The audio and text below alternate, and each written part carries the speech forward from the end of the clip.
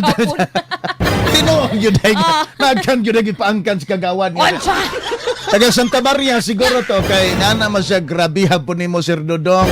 18 ka bok daghan ra na kayo. Unom lang. Unsa ko no? Mga batan-on ka Jumandong. Puro bagya minor di edad ni day.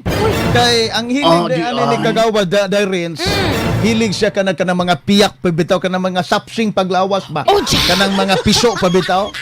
Kay skilled man is kagawad anang kurok bitaw sa mga manok kay mga piso man iyang mga biktima. Aguro.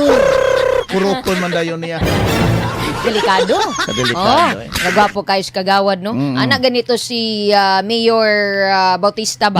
Anak siya nga, inay ang kagawad ang muhatag og protection sa katawhan. Correct. Ano na may nooy, nangunay sa pagbuhat sa dili makatawo nga krimen. Mga ginaday. Ato pangutanon ana.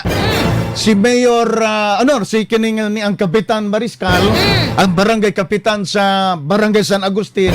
Ug sa pwede disposisyon ana niya karon since nga nagkuwag naman ang iyang members barangay council kaya ang usab kasama nga iyang kagawad agya ko sa hadban karon kasama og lugos. Yes. O niya araba nang available ra ba na day kay ang Statutory biktima rape. kay ang biktima 12 anyos statutory rape Rins. Yes, Radyo Mandong. And then, it's a lesson pod no sa mga barangay karon nga sutaan ang inyo mga tawo diha kay basin niya dunay susama nga mga opisyal diha sa barangay nga gabuhat ni ini unya